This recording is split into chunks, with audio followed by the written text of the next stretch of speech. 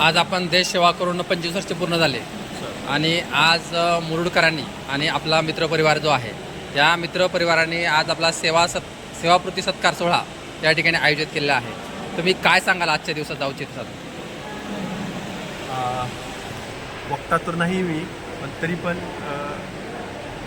माझ्या कारकिर्दीमध्ये माझ्या घरापासून ते मित्रमंडळी आणि सैन्य सेवेमध्ये असलेले माझे सैन्य बांधव यांच्या सपोर्ट आणि यांच्या प्रेमामुळे आणि यांच्या खंबीर नेतृत्वामुळे मी आपली 25 वर्ष सेवा पूर्ण करून मी माझ्या मध्ये पोहोचलो।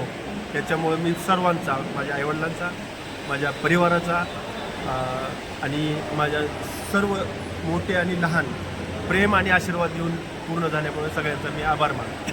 आपल्या देशसेवेमध्ये जाण्यासाठीचे प्रेरणा स्थान कोण आहे? माझे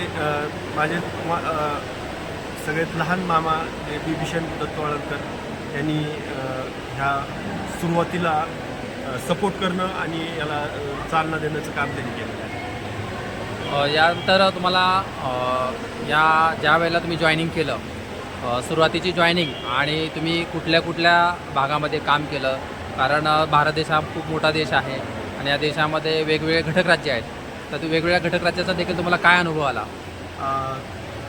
मिलिटरीमध्ये जाण्याचा सगळ्यात मोठा अनुभव एवढाच आहे की हर एक राज्य, हर एक सीमा आणि हर एक ठिकाणचं बघण्याचं आणि जे संस्कारी आणि रीतिरिवाज जे आहेत ते बघण्याचा आणि त्याचा अनुभवाचा सगळ्यात मोठा हे झाला।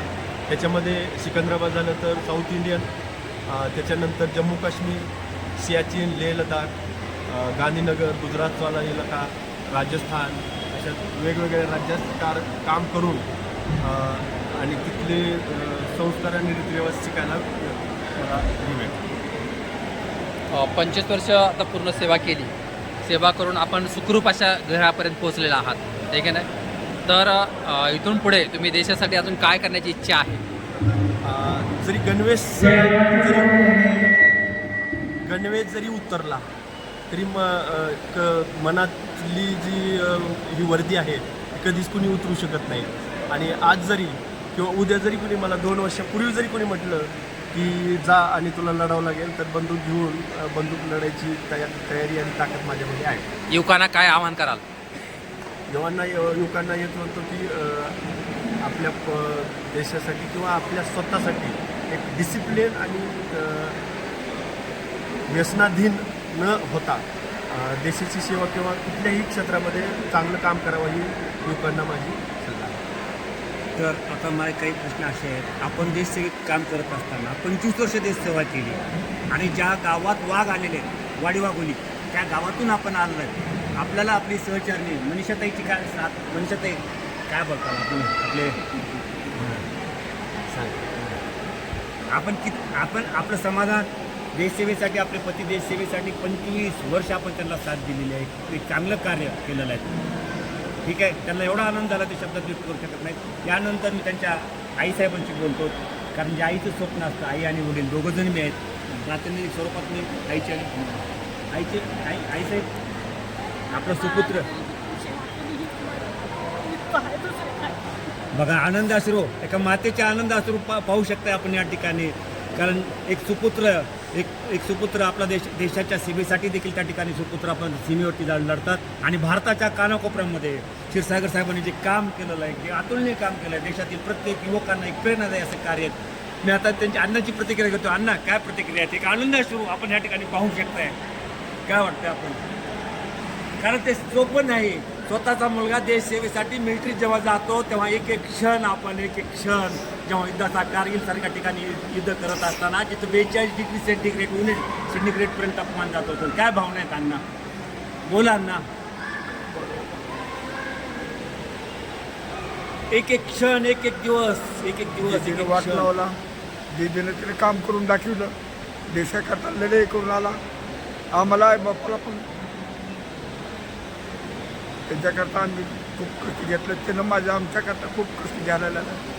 इथून मी चांगलंच घेणार आहे, इथून आम्ही चांगलंच राहणार आहोत, एकत्रित कुटुंब आमचं सगळं चांगलं घेणार आहे।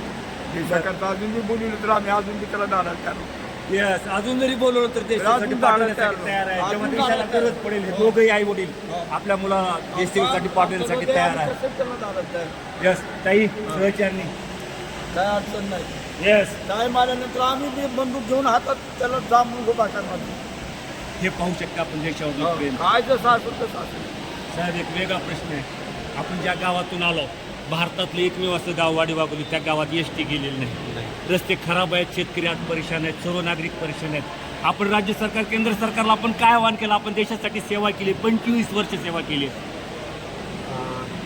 त्यांनी आमच्या गावाला रस्ता एक डांबरीकरण चांगल्या पद्धतीनं दोन्ही रस्त्याला एक नायगाव आणि एक लातूर रस्त्याला व्यवस्थितपणे तयारी करून रस्ता तयार करून द्यावा आणि गावाचं नाव एक चांगल्या पद्धतीने घ्यावं ही माझी इच्छा आहे.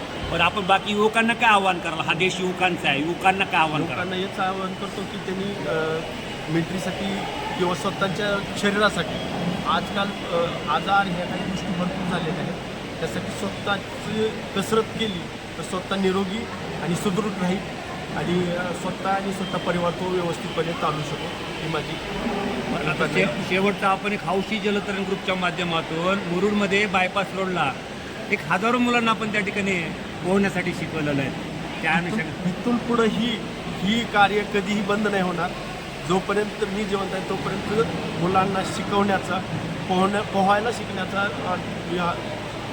दृढ प्रण घेतलेला आहे जसं लढाई किंवा बॉर्डरवर काम करण्याचं निश्चय आहे तसं स्वतः आपण कंपल्सरी आणि कम्प्लिटली राहणार तर बंद होणार नाही तर हे होते महादेव क्षीरसागर साहेब आपणाला आपल्या पूर्ण परिवाराला